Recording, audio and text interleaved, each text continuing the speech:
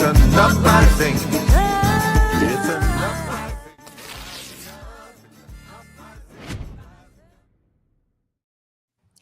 Hello, everyone, and welcome to the Green Live Stream. I'm your host, Edie Arndell. Good to have everyone here, and I'm here with my co-host, Mr. Scott Free. How's it going, Hey, Scott? doing good, doing good. So we have a special guest today from Southern Illinois. I'm so excited. John B. Wallace, good to have you here. How's it going? Great, Edie. Thanks for having me. So you have kind of a unique story and a long history of, it looks to me like getting some stuff done. So you're the vice president of the Shawnee Park and Climate Alliance. Can you tell us a little bit about what that is?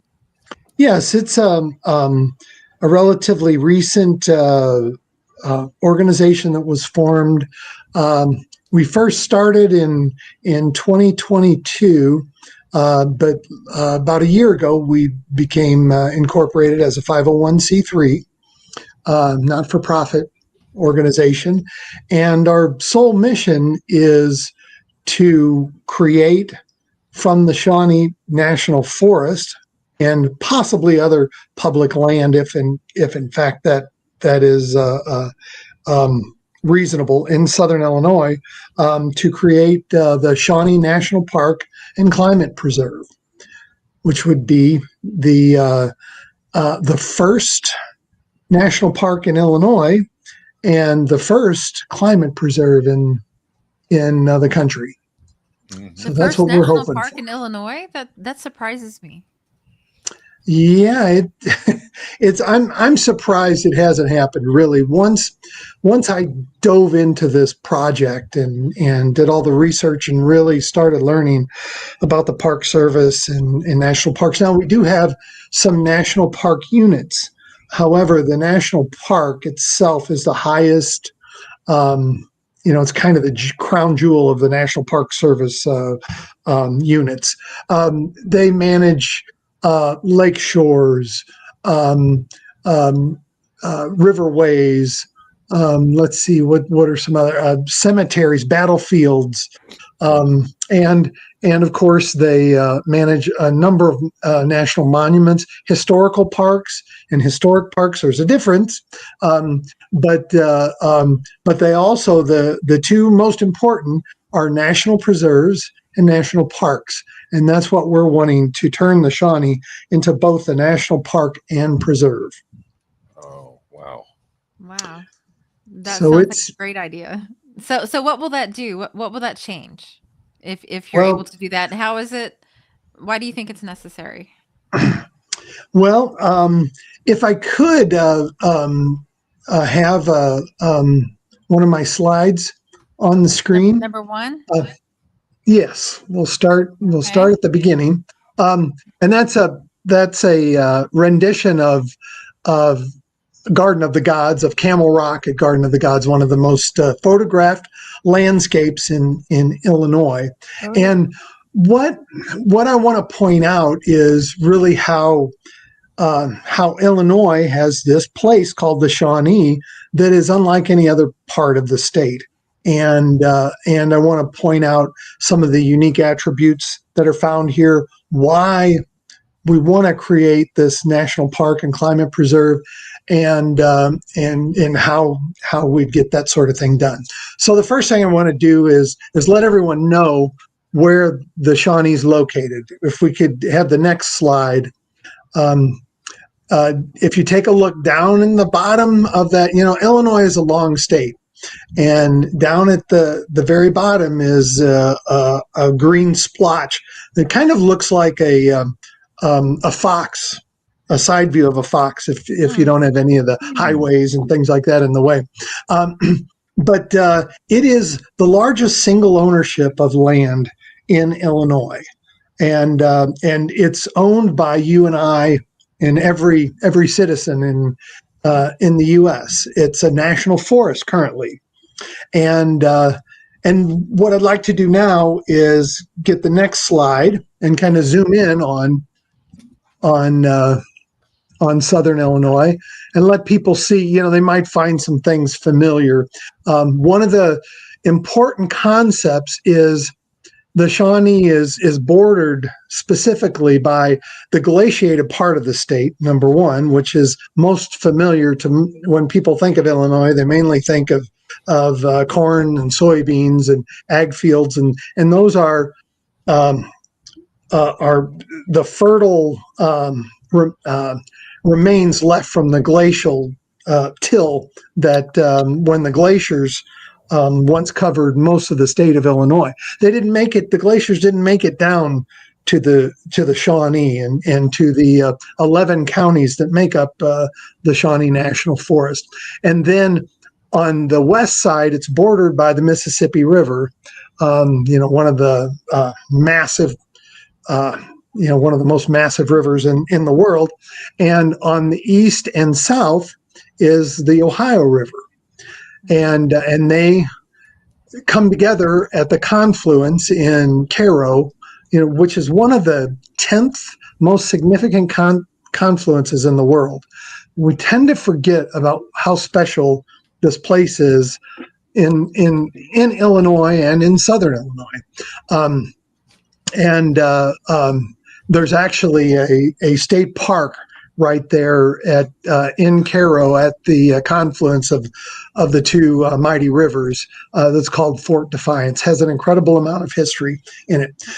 So the Shawnee spans that entire area, and within the boundaries of that area are municipalities, state land. There's a number of different state parks, there's even a state forest, state fish and wildlife areas, as well as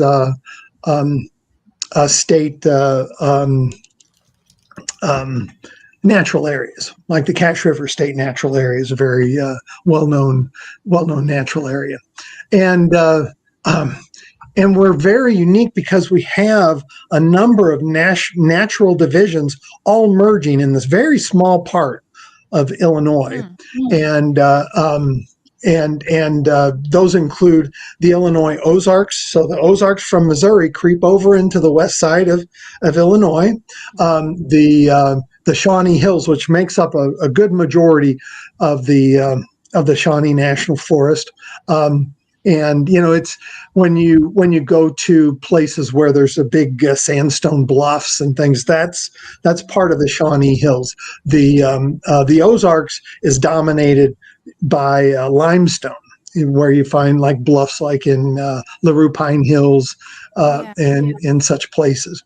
Well, I noticed on my drive up to see Scott that I saw where they were just taking this bluff and just demolishing it, and you see these piles everywhere.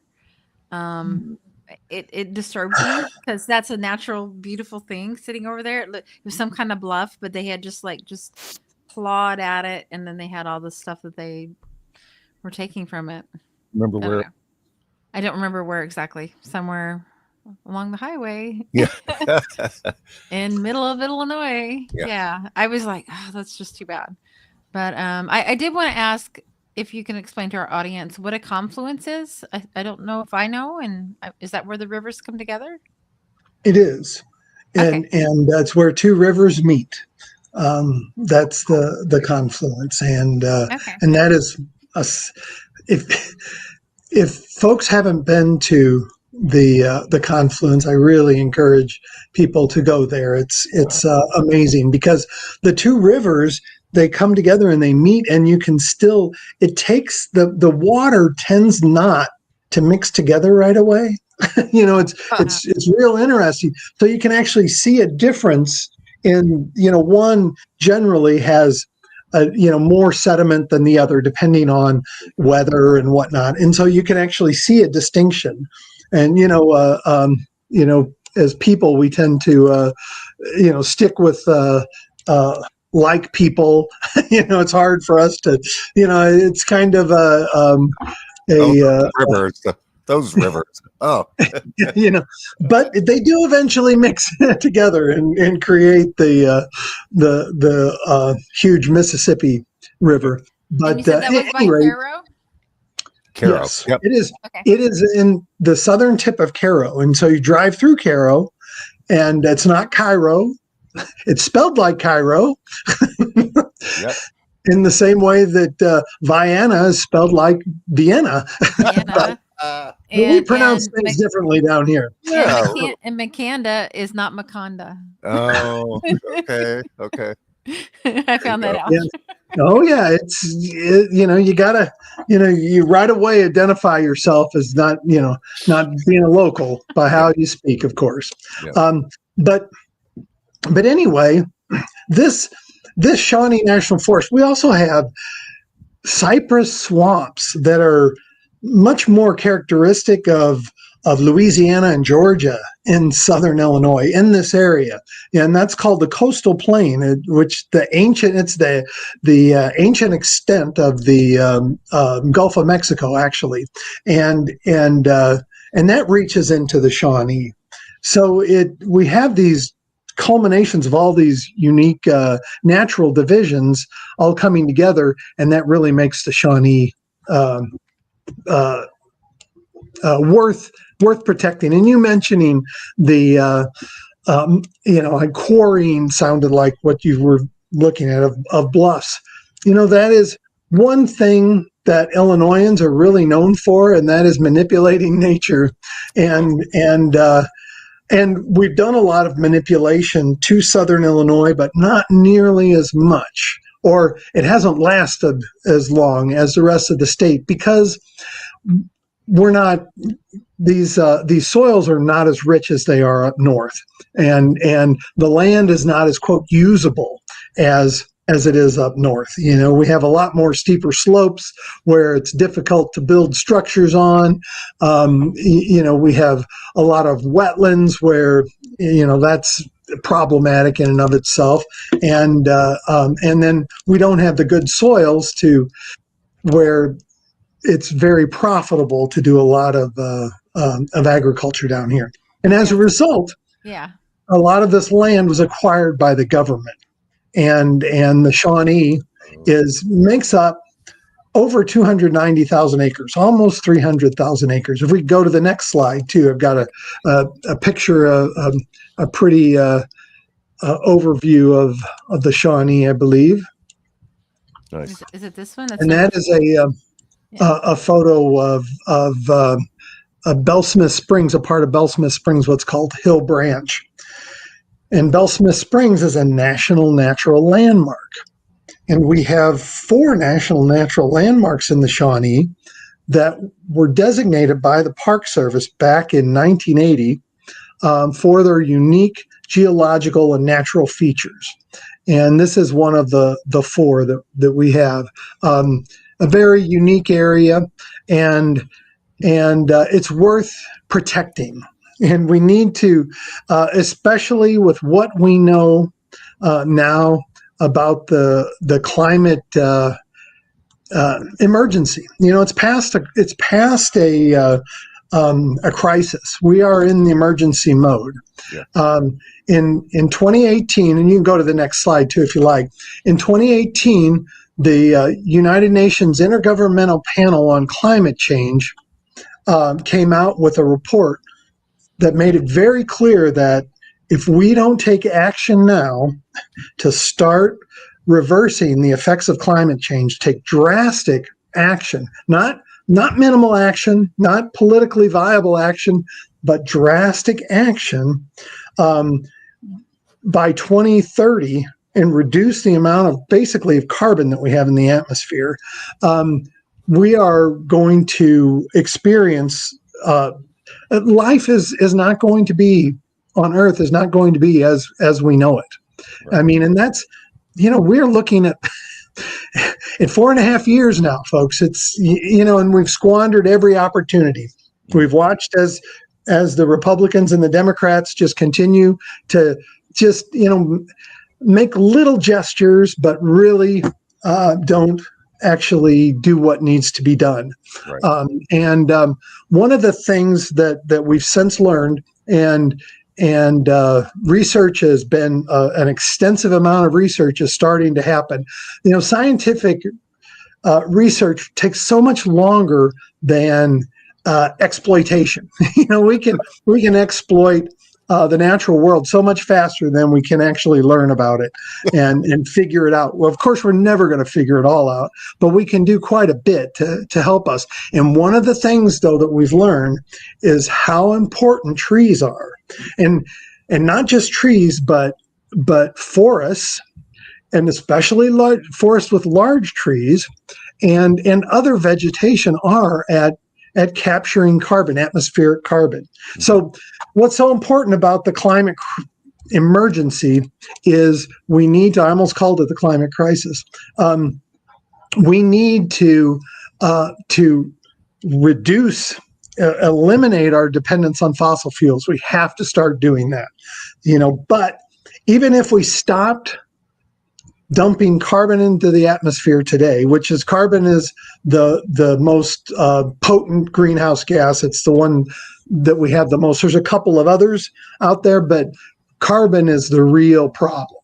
And we currently, in 2018, the Intergovernmental Panel on Climate Change, and these are scientists from throughout the world, hundreds of scientists from throughout the world that studied our climate and came to document how problematic this is and what actually needs to happen so that the world leaders can actually do something about it.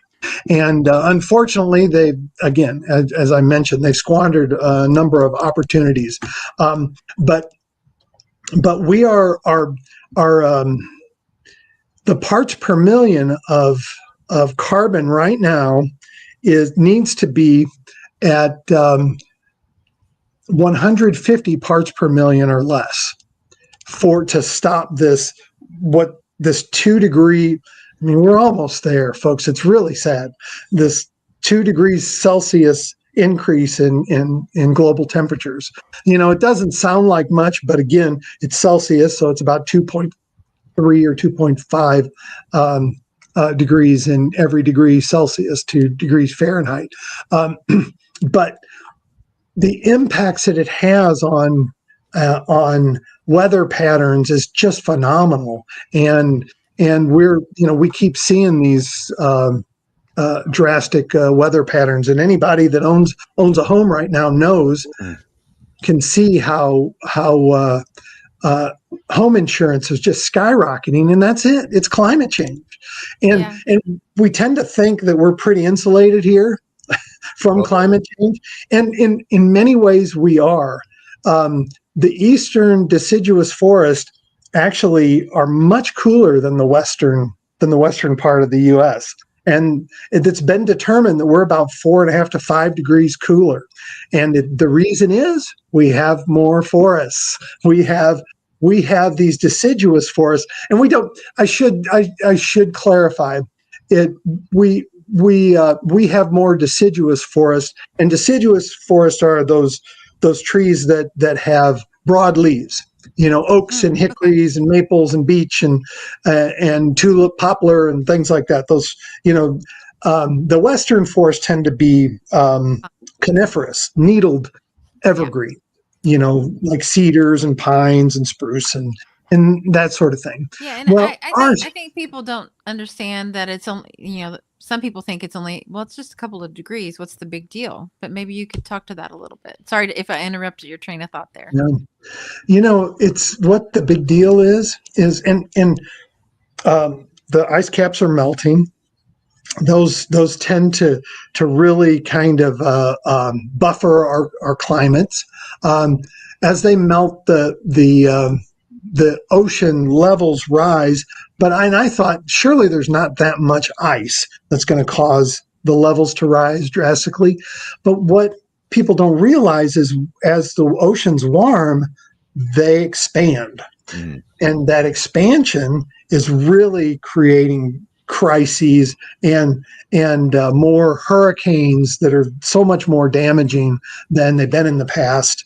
And again, the moisture in the atmosphere and these shifts in temperatures are creating more conditions to have, it used to be the tornado season was just in the spring and early summer, and it's year round now. We have tornadoes touching down in Illinois and Southern Illinois and in Kentucky in December, in January, Indiana. and February. Which was that was never thought of in the past, and so it's really having a devastating effect. It's affecting a lot of the wildlife that live out within these regions that are just, many organisms, plants or animals, are at the extent of their range, especially in Southern Illinois. We're kind of in a crossroads. We're really centrally located in North America. And we have a lot of species that don't go any farther north, and we have a lot of species that are not found farther south. Same with east and west. Well, when you start shifting, when the weather patterns start shifting dramatically, you can really devastate some of those organisms' populations. So there's that issue, and so the best thing we can do. It's a single step and it's free. It's easy. It's completely free. I'm going to say that again. It's free. All we have to do is keep our forests intact. And the easiest way to do that is our public land, because we don't rely on our public lands for timber. It's almost 95%, over 95% of the timber that's cut in this nation is cut on private land. We don't need the public land. The only reason trees are cut on public land is because we subsidize them, and we subsidize the logging. And if we could go to the next slide, this is a picture of why I don't like. I was going to say, give me a second. We were getting lots of comments. If we can take a quick break before we move on. So I want our to audience is very intrigued. Yeah, you can bring some up. I wanted to make one point, and not point, but that I've noticed, a lot of our government, they end up, you hearing the reports of them privatizing public lands. And I think that's one of the really also scary things, is how, there's a battle there where they want to privatize. Hence what you were saying, our forests are preserved. Our forests may not be preserved because of, what happens in our government. But just a little short note there I wanted to add. Well, it's the kind of thing that we've dealt with in the past too.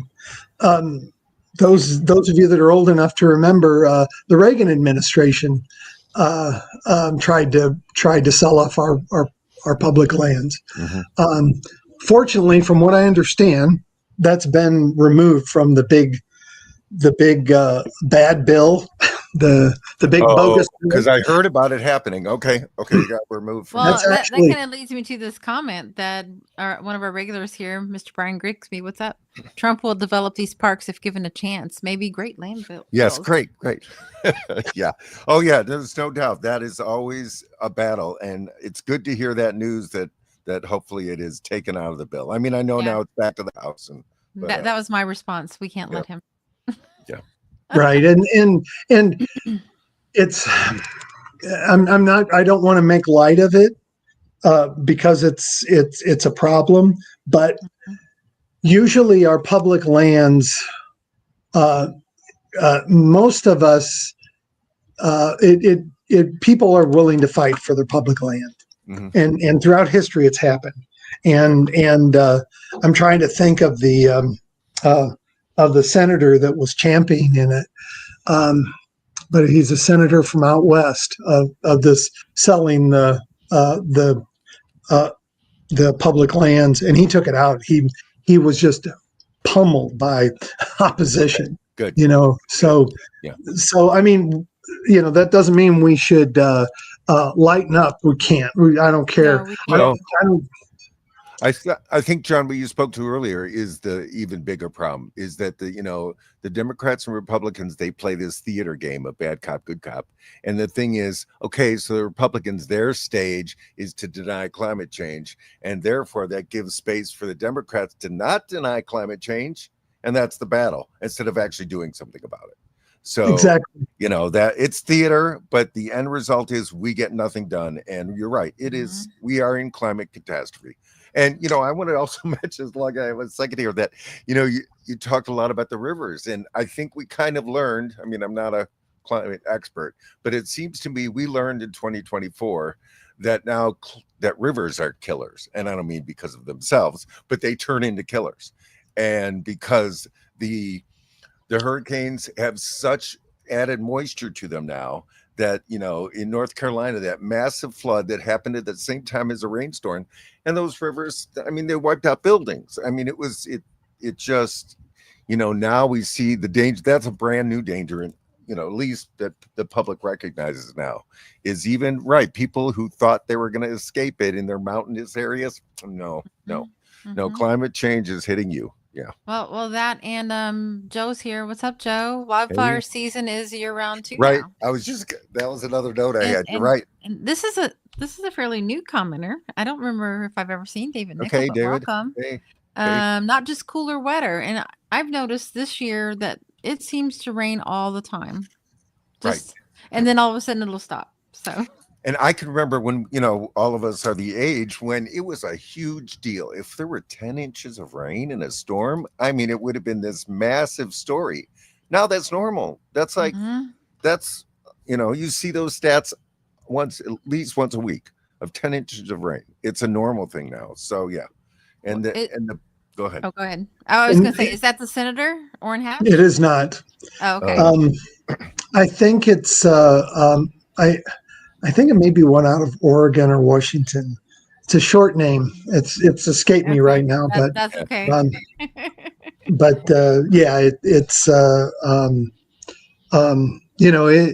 But who knows what the next version of this is going to, this bill is going to be. It's whatever it is.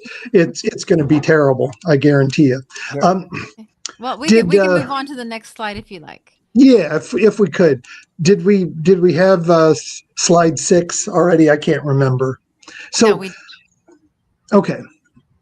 So often people ask, well, it's a national forest. What's the difference between a national forest and a national park? And this is a big difference. This is the Shawnee National Forest in Alexander County in 2022. It's an area called Bean Ridge. It's in the Ozark Mountain or the Ozark Plateau, very known for high ridges, deep ravines, and it's still being logged. There's a part of it that's supposed to be logged again this year, but what's so important to distinguish is the mission statement of the U.S. And I want to point out that the Forest Service is housed in the U.S. Department of Agriculture. And the U.S. Department of Agriculture is known for subsidizing farmers.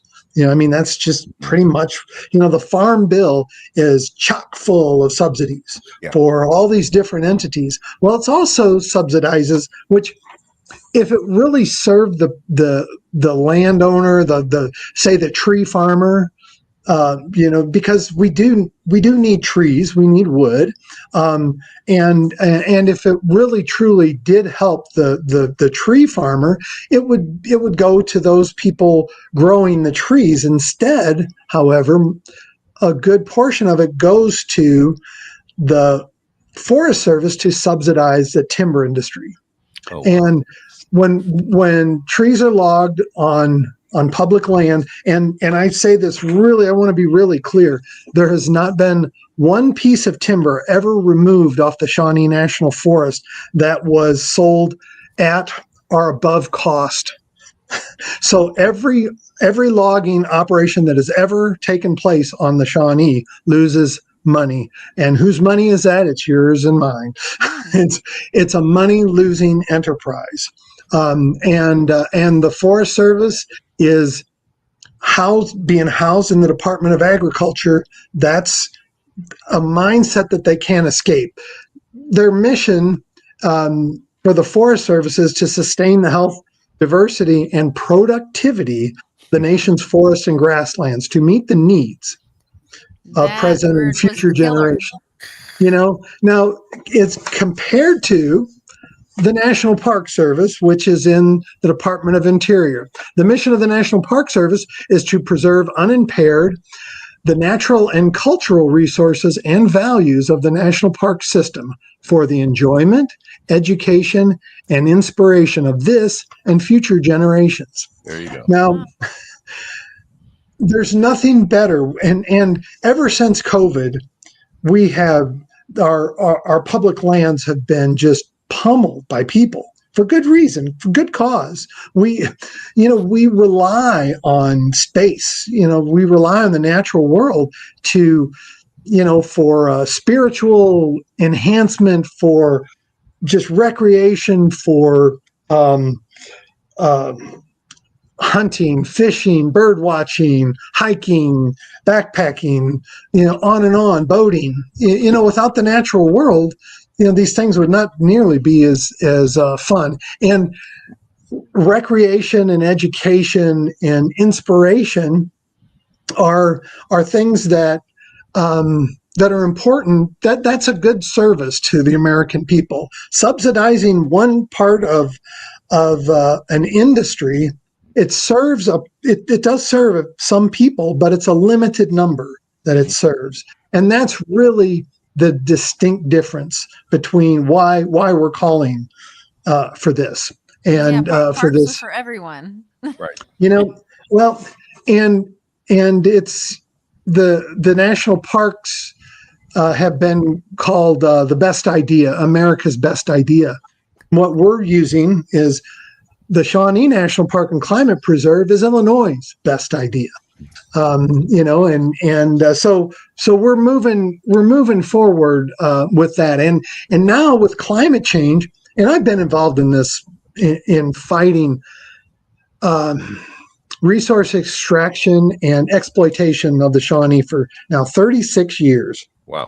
Actively fighting and trying to defend. We've had some wonderful successes. We had a 17-year in court-ordered injunction that really resulted in about 20 years of no logging on the Shawnee, which was unheard of. We had no idea that we would have such success. And in that time frame, what's been so amazing is there's been all these tourism industries popping up. The wine industry, the Shawnee Wine Trail has blossomed. Now there are all these Airbnbs and cabin rentals, unique eateries. You can go zip lining and over the Shawnee canopy now. Wow. There's all these different businesses that have sprouted up as a result of people just appreciating the Shawnee, and now there's this push toward more resource extraction, and it's often couched, unfortunately, in forest health. The agency and foresters, and I don't have anything against forestry or foresters per se, but what's so important to point out is a forester is a silviculturist. And a silviculturist is basically a tree gardener. Again, not that there's anything bad with that, but they're growing, they're cultivating and gardening for trees, but not taking in the big picture. And to eventually sell the trees as most often as timber. And so if we were to shift it, that priority would shift significantly. And an important component that I want to stress is there's no, this is not an original thought in any way, shape, or form, but in the history of forests on this planet, no forest has ever been logged back to health. And that's, we're hearing all of these arguments for the timber industry, or for the folks out, a lot of the folks out west with the wildfires. We don't really have a wildfire issue here. Sometimes in the fall to early spring, we can have wildfires, but they're not devastating like they are out west or to the north, even, to some places to the east. the Shawnee, we just get too much rain. And the climate is slowly shifting, and it's been doing that now for about 70 years. It's just wetter and wetter. And all, this stuff like this logging site on Bean Ridge in Alexander County, all that does is make the forest hotter and drier. Mhm. And when you think about that, we're talking about climate change. What we need more than anything is cooler, moister conditions, not hotter and drier ones. That's the wrong direction to go. And these, as I mentioned earlier, these forests are physically cooling the our region. And it's what's called the warming hole. So most of North America is obviously heating up, but the eastern part of the U.S. is actually much cooler. It's our temperatures are rising, just not as drastically as out west, and even some of the places to the northwest and some of the boreal forests up north. It's and it's as that happens, our growing season is being extended. So it's warmer longer. There's more moisture, and it creates more vegetative growth. More vegetative growth captures more carbon. Photosynthesis is what pulls carbon out of the atmosphere. And so we need to keep these as much as we can, much of our forest intact for that reason. There's many other organisms that rely on these forests, like this area here is timber rattlesnake habitat. Timber rattlesnakes are a state endangered or a state threatened species. Their numbers are really plummeting. They don't have the ability to quickly recover from mortality, which usually puts a species at risk of extinction. We have several species that have these special niches in nature, but just don't have that quick reproductive abilities to recover from mortality. One of our colleagues found a crushed rattlesnake at this timber sale site after Illinois Department of Natural Resources heritage biologists told the Forest Service, which they're required to consult with these biologists, said, whatever you do, don't log during timber rattlesnake season, during their active season. So they logged right through the summer, and we found one. That does, there's probably many more that we didn't find. But it's just these organisms, and our planet just needs a break. So it's like a respect for nature. It just is. Yes, and absolutely. Is that close to where? So I'm an artist, and I was in an art show, and the guy that judged it, I can't remember his name at the moment, but he was telling me about Snake Road. Is that close to there? He's telling me all about it, and I'm like, I don't want to go. But they're very strict about how you handle it. Like, you bring a stick, and you're not allowed to disturb them, and they usually don't bother you. But in fact, very strict about what you can bring. You have to be careful what kind of stick you carry with you on Snake Road, and I've traveled Snake Road, and it is just south of Snake Road. So Snake Road's in Union County. This is the next county down, but it's the same, similar habitat. But what the snakes on Snake Road want to do is bask in the sunlight when it's cool out. And what they do is they migrate to and from the bluffs into the swamp, and depending on the season, in the spring they come out of the bluffs and go to the swamp, and in the fall they come out of the swamp and go to the bluffs. But pausing on that road where there's some sunlight and limestone gravel, they warm up. They're ectotherms, so they're not cold-blooded, because their body temperatures change depending on their surroundings.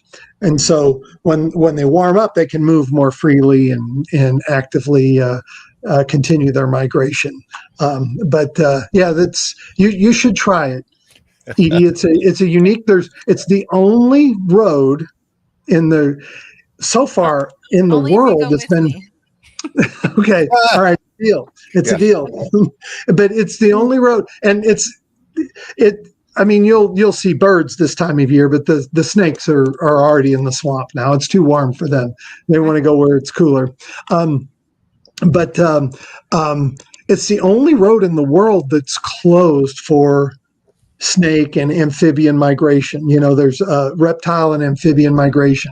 It was closed for the first time, I believe it was in the 1960s. So it's one of those unique features about the Shawnee. Can we go to the next? Yeah, we to the can. next slide?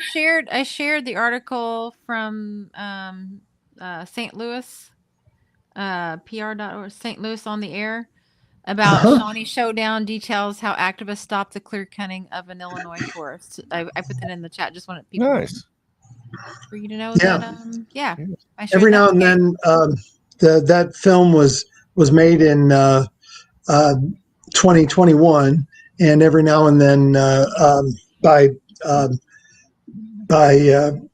a professor from cinema and photography, Cade Bursell, and it's an hour-long, interesting film. It's well done. Cade really did a good job with that. Yeah. Okay. I'll move on to the next one. I just wanted to mention that. Yeah. But so I'm an environmentalist, and I'm a retired public land manager. Before that, I was an environmental educator at SIU's Touch of Nature. My interests are not about economics, or not buried in economics, but I know, and why I wanted to show that slide is economics are going to win this debate for us, because it is economically sound, and it's one of the best opportunities Southern Illinois has to actually stabilize our devastated economy. We've lost a lot of people. A lot of folks since the 1990s have moved out. I missed that. It was chat. a question. Yeah, I'm sorry. I didn't want to interrupt your train of thought. That's There it is. Ask John if he has read Edward Abbey's writings on protecting the environment. He was a park ranger based in Moab, Utah. Great writer and a passionate adversary of building more access roads. No, he's Edward Abbey's writings are inspirational to me to this day. He was quite an author, absolutely important. But as I was saying, I realize that's what's important to me, is protecting. I want people, after I'm gone, I want other generations to be able to appreciate and enjoy what I was able to appreciate and enjoy.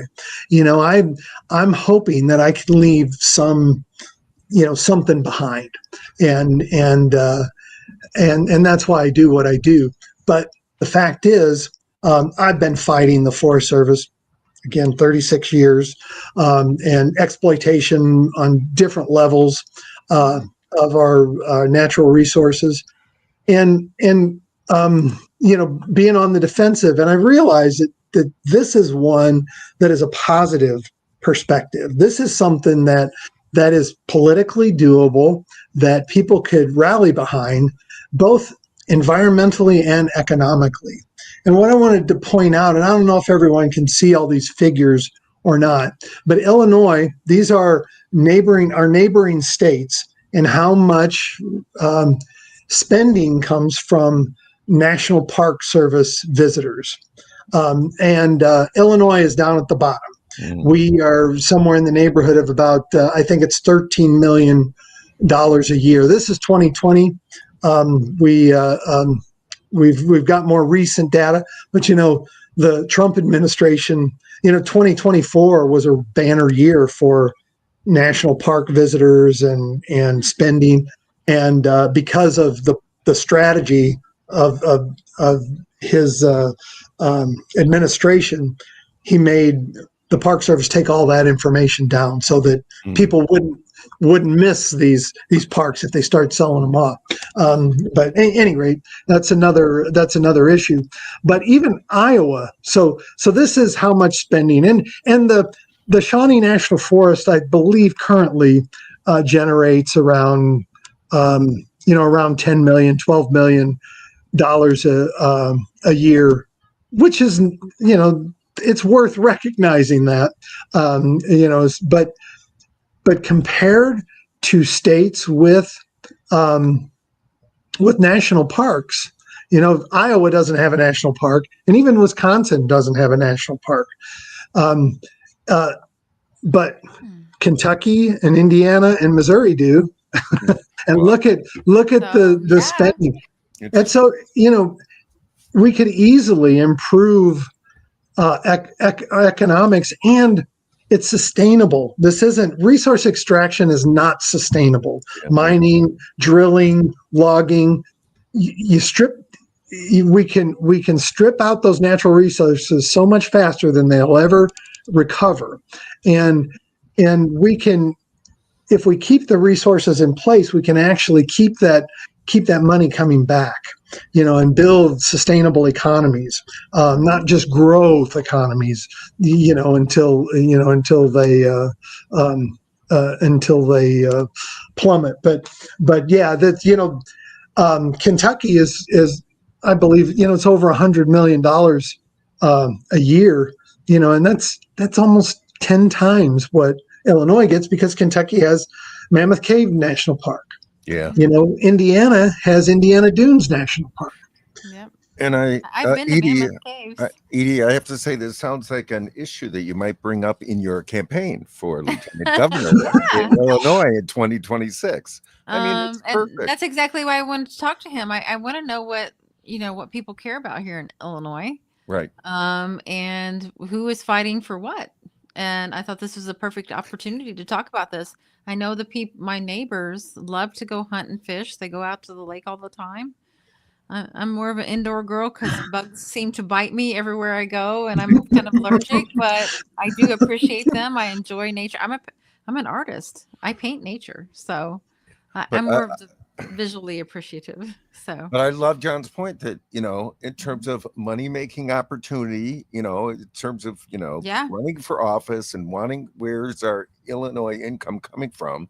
Yeah, this as an option we as could opposed be making to more extraction. Well, as opposed to extraction. Yeah. So I think it's a fabulous idea.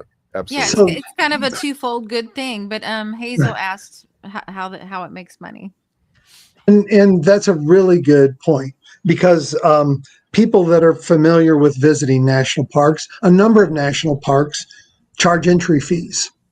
But what's so important to understand is only 25% of what the Park Service manages actually charges entry fees. That's not to say that fees won't be assessed on the Shawnee. In fact, the Forest Service before COVID was working on a fee system for visiting places like Garden of the Gods, Bellsmith Springs, Cedar Lake, the Johnson Creek recreation area. Those places, they were planning on implementing this, and I think it's still in the plan. It's been a while since I followed up on that, but the last I heard, the only reason they haven't done it is because of staff shortages.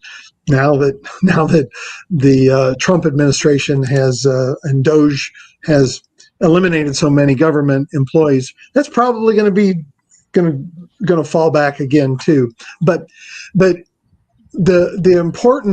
way they generate money is by providing services from local vendors. Again, lodging, restaurants, ice cream stands, wineries, breweries, those kind of things. That's where these visitors come to the national park, but they don't spend all their time in the national parks themselves. And they want to go out and enjoy the local fare too. So that's how most of the money is generated by national park visitors. yeah, Well, I think that's that brings us to our next slide here. yeah. So there- here's another just showing how many different jobs are created by the National Park Service. Now, I don't know how many jobs are created by the Forest Service. Again, when people come to the Shawnee to hunt and fish, or to ride horses, ride their bike, go backpacking, bird watch, those kind of things, they spend money, and that money eventually gets recycled into jobs in the area. I don't know what that is, but again, look at what Kentucky and Indiana have compared to Illinois. It's pretty outstanding what the difference is, and it's primarily because of a national park.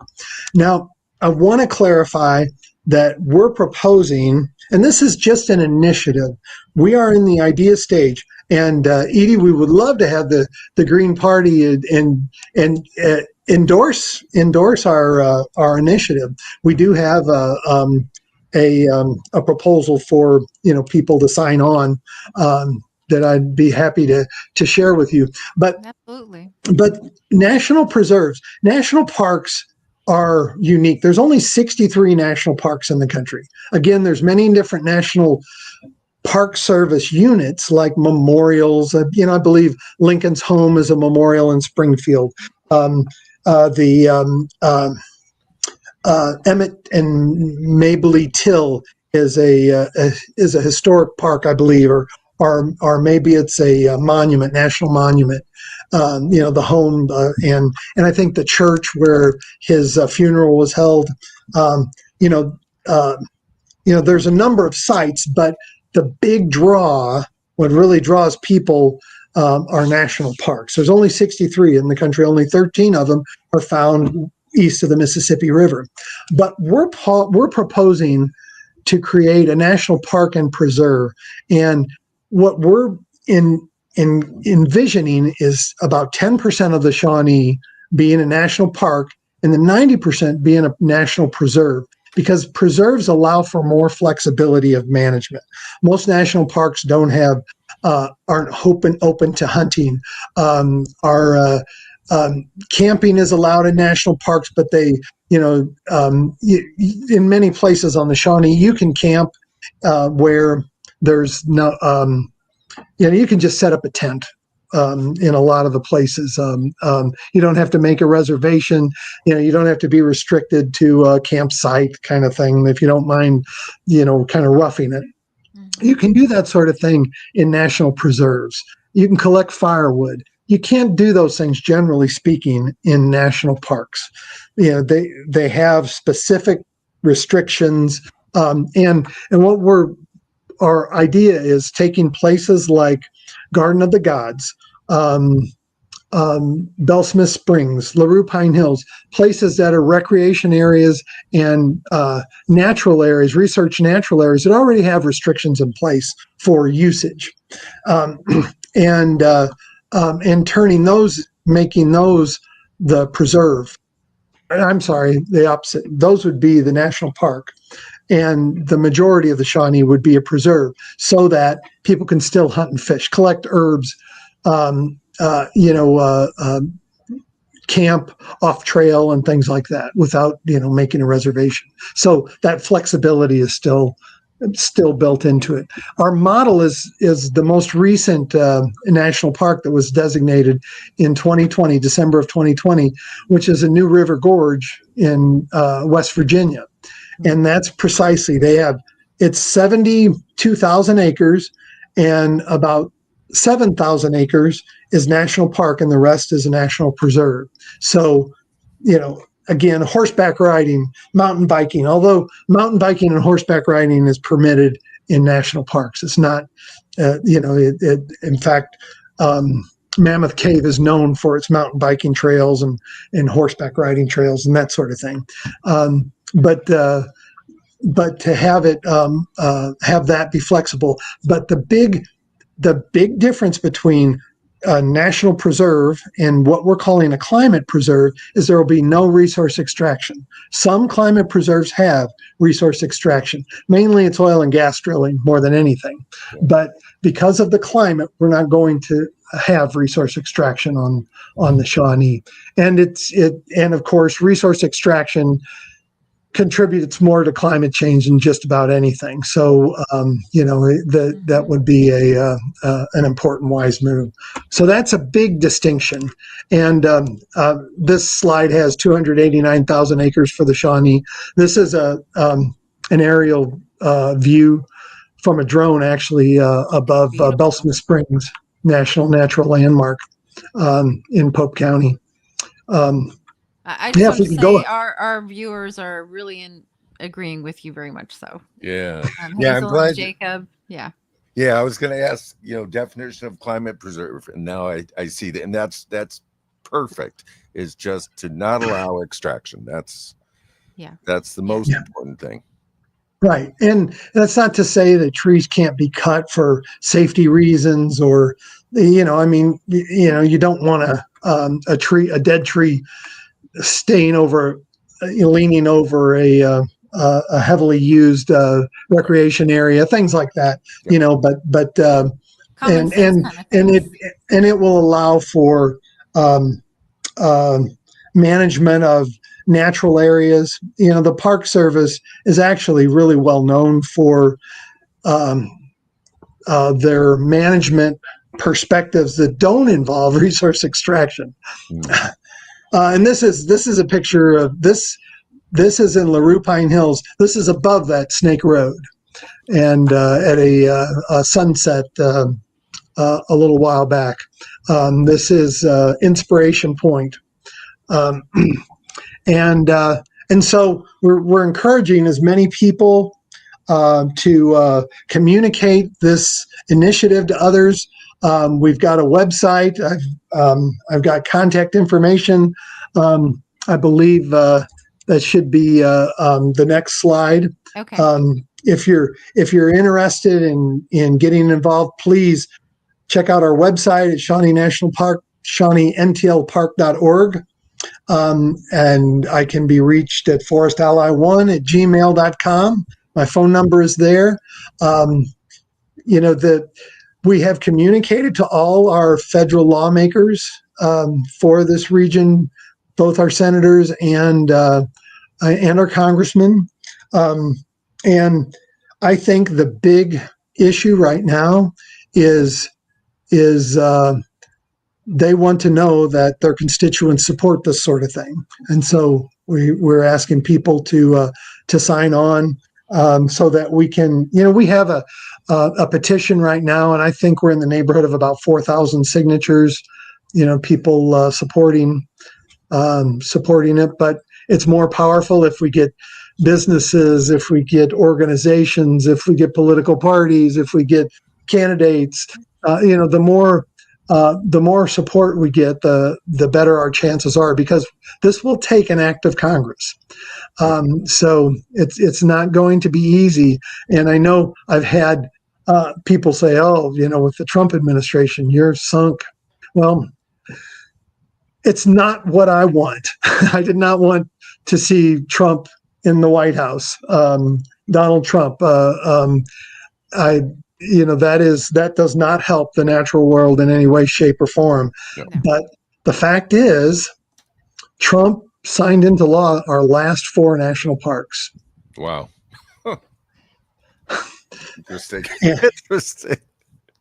And our congressman down here is a big Trump supporter. He voted in favor of New River Gorge National Park. Why wouldn't he vote in favor of the Shawnee National Park Climate Preserve? Go for it. Hey, Jacob. It's stranger things have happened, and what I pointed out too is the fact is, during Joe Biden's era, logging increased on national forests almost 25%. Right. It's 24. And he talked the talk, but he didn't walk the walk. Right. And and that's what we've got to get past. You can't log your way out of this crisis. And to just put it in the political realm just a little bit, that's the exact problem with the Democrats, is that their base thinks that their party's doing good. That's because they say a lot of really nice things. And that is one of the real core problems, is that they're not doing the good things that are necessary at all. That's why, yeah, I mean, and you're right. I've heard that so many times. Trump, I mean, his stuff is so random. And, there was I think the last time he was in office, the number one phrase was, his opinion is, who was whatever the opinion was of the person who was in the room last. That was his opinion, right? So it's pretty random with him. So no, that's, but I think this is a fantastic thing. We should definitely be pushing for this. And yeah, I even just love that it has climate preserve in it, because that's again, a really important aspect that people need to realize. We have to do everything that we possibly can to fight this. Yeah, and like you said, I think people really care about, the nature that's around them. People live here for that. Absolutely. So if people know what's happening, I think they'll fight for it. So I would love to talk more about this offline. Absolutely. Yeah. Right. Well, I'm your guy. We'll talk some more for sure. Any friend of Yvonne's is a friend of mine. There you go. And as I said during this show, that Edie is going to be running for lieutenant governor in Illinois in 2026. So the lieutenant governor position, it has a lot to do with downstate issues. And so, I mean, this is absolutely perfect. And so we will be pushing. We will be pushing this in the future, John. Trust us. And we're not proposing. We've been hit by, what's this budget? What's the budget going to be for this national park and preserve? And what we're proposing is the same budget that the Forest Service has, including the timber industry subsidies. But that will go to the Park Service instead of to timber cruisers and road construction.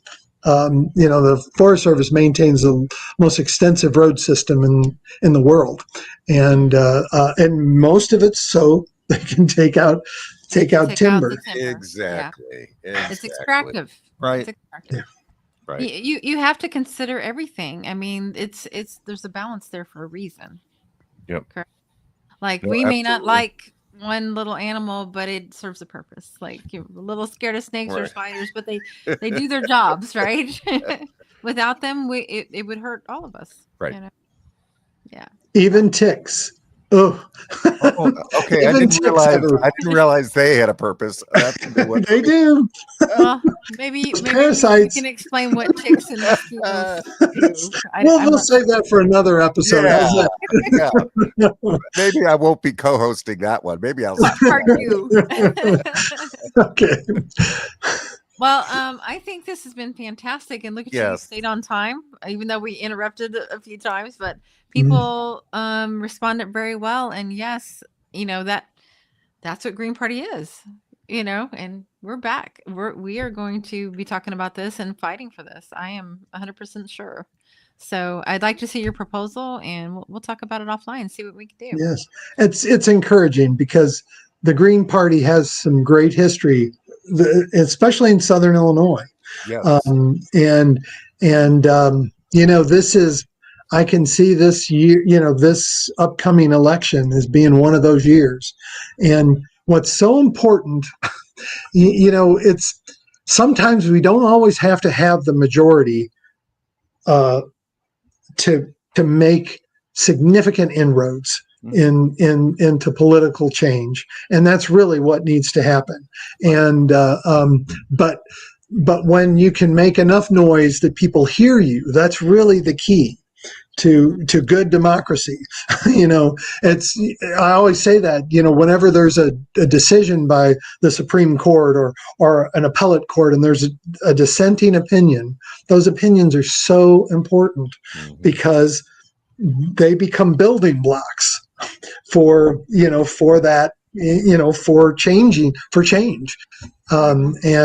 It's especially if they're well written, and so often they have been. So anyway, that's great to hear that the Green Party is back. Yes, and we'll get SPACA. That's for Shawnee Park and Climate Alliance looped into to the Greens, and we'll see if we can't work together here. Excellent. Absolutely. For Excellent. some good change. Yes. So we're going to end the show, but if you want to hang on and chat a little bit after, we can hang on backstage. And I always forget to say that and- beforehand. And I want to thank all the folks who commented. We didn't get to all the comments, but thank you, Hazel and Alexandria and Brian and Jacob. Yeah, we really appreciate all the comments and Joe. I didn't get everyone, but yeah, I love when folks are involved and great questions too that were added to the conversation. So yeah, but thanks everybody. What a great thank you. Well, Good job. That was a fantastic show. It really really was. Oh, thank you. Really inspirational. I mean, the thing is, our show has a lot of negative stuff on it. We do politics and it can be really dark. And so it's really great to hear something positive that's happening and, a real substantial thing. If we can get this to happen, it's fantastic. Yeah, we need to be proactive. We need to go on the offense and, Right. Defend what we can, but go on the offense and try to protect things and change things and find solutions. I'm with you. No, it's that as an environmentalist, it gets overwhelming. Oh. The Green Party is, it just is. There's bad news upon bad news upon bad news, and this is something that I think, and that's, it because of economics, people are going to reach across the aisles. Economics are too powerful, so anyway, we keep pushing on. Yes, absolutely. So tune in on Saturday at noon, everyone. We'll do our regular news of the week, but we're going to try to trim it to an hour because Andy Ellis is going to join us at 1:00. Running for governor of Maryland. Yes. Okay. Yeah, fellow Green. Yes. Yeah, we're taking the state approach. I mean, 2026 is midterms, and they're also state elections. So we didn't go away just because the presidential election isn't happening. We're still here, and we're still fighting harder than ever. So yes, absolutely. So thanks, everybody, and I'll see you all Saturday. Bye now. Bye. An uprising, we're rising up. It's an uprising, we're rising up. It's an uprising.